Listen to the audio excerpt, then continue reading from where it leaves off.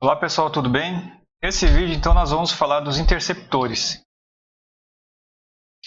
Os interceptores vão ser coletores aí que vão receber esgotos dos coletores tronco, né? E por sua vez recebe lá então dos coletores secundários. Eles não vão receber então diretamente esgoto das ligações prediais. Vão estar localizados mais próximos dos corpos receptores, né?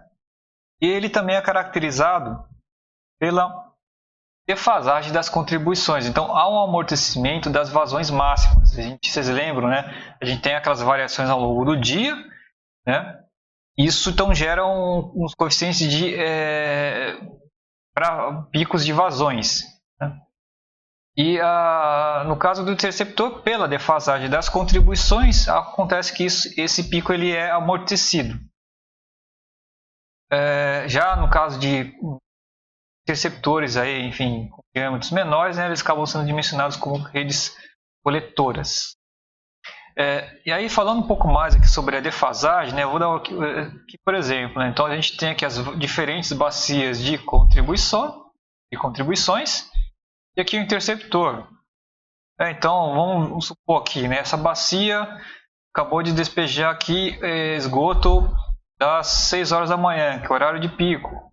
Aí isso daqui, pela grande distância aqui, vamos supor, nessa última bacia aqui, pela grande distância percorrida, vai ter que o esgoto que vem dessa bacia aqui, das 6 horas, vai chegar aqui, vamos supor, sei lá, esse é hipotético, vai depender da distância, mas chega aqui 9 horas. Então, o esgoto daqui das 6 horas, que é o maior volume, vai se juntar com o esgoto daqui de umas 9 horas, que às vezes vai estar um volume um pouco menor, né?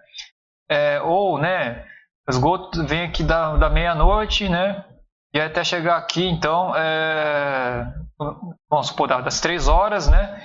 E chega aqui com às 6 horas, que aí também é outro horário também de maior, que vai começando a aumentar o consumo, né? Então, isso vai amortecendo essas contribuições.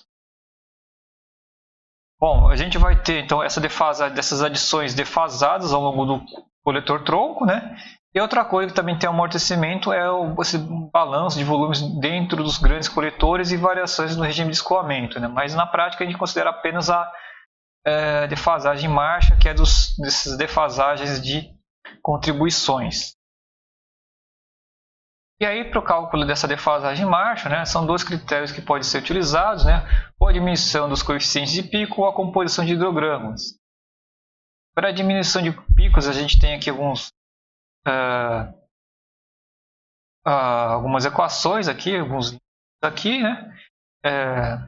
Aqui é de se destacar, que é o da Sabesp, né? Essa equação aqui 10, né?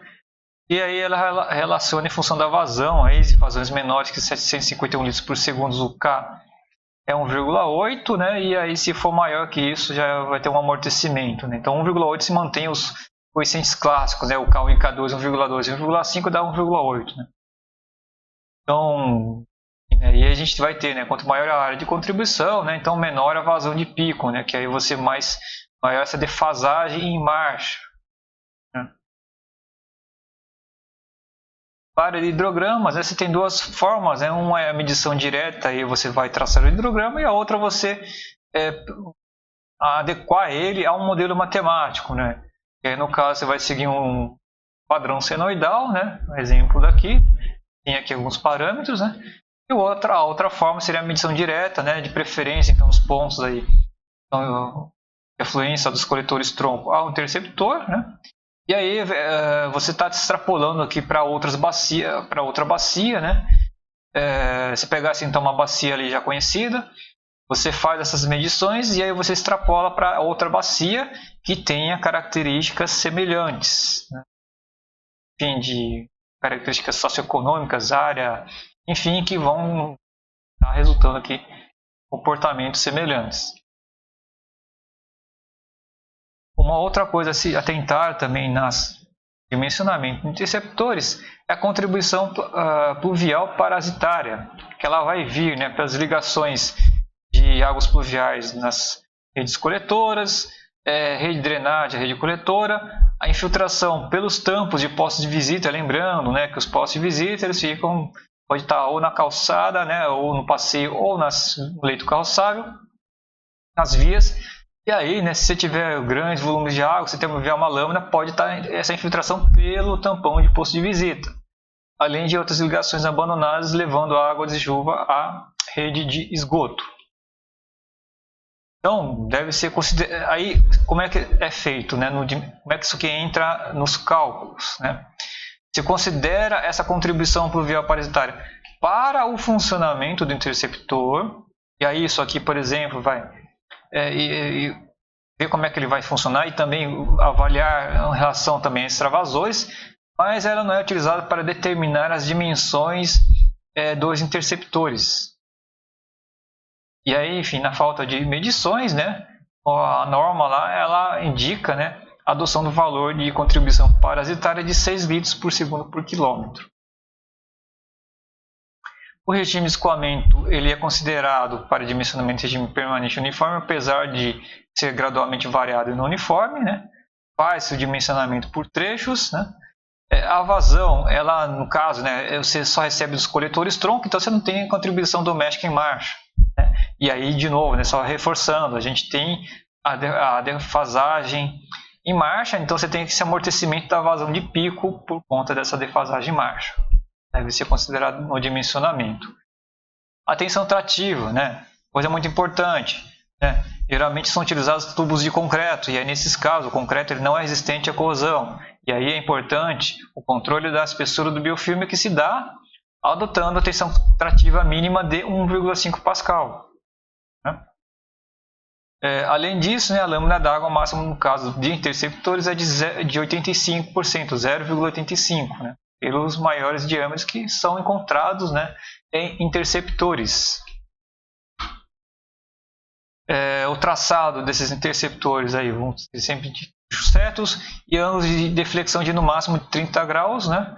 Ângulos maiores devem ser justificados tecnicamente e economicamente, né? Devido então, né, a grande força lá tem a necessidade de ancoragem, né? Então se evita ao máximo esses ângulos maiores por conta da questão de ancoragem das tubulações nas mudanças de ângulos. Deve-se evitar a agitação excessiva, né? Então, degraus, alargamentos bruscos não são permitidos. Então, deve haver então, tubo de queda, dispositivo de dissipação de energia para evitar essa agitação excessiva. Né? E nas ligações, né, deve ser feito então por meio de dispositivo para evitar conflito de linhas de fluxo também e diferenças de cota elevadas que possam resultar em agitação excessiva. Então, isso aqui os dissipadores, né, vão ser necessários então, quando você tem um desnível muito grande, né, entre coletor, o montante e o jusante, quando você tem aí contribuições de coletores em cotas superiores e quando a declividade do terreno então for maior do que recomendada, né, então você vai ser necessário também dissipadores para se manter a velocidade em no máximo 5 metros por segundo, então, né, você não extrapolar a inclinação máxima. É o caso aqui, né, você tem aqui a tubulação, ela está da declividade máxima e aí você vai colocando esses postos de visita para então estar dissipando essa energia. Postos de visita com tubos de queda. Em situações aqui, quando o desnível é menor, né, você tem aqui os degraus sendo utilizados, no caso, né, como dissipadores de energia. Aqui também, ó, degraus aí como dissipadores de energia. Uma outra coisa importante, esse revestimento com paralelepípedo, que o material do esgoto aqui ele pode comer todo o concreto, né? Aí o paralelepípedo ele dá uma proteção aí contra a abrasão. Então, as fontes aqui, a norma, o livro do dia. Né? E é isso, gente. A gente se vê então nos próximos vídeos.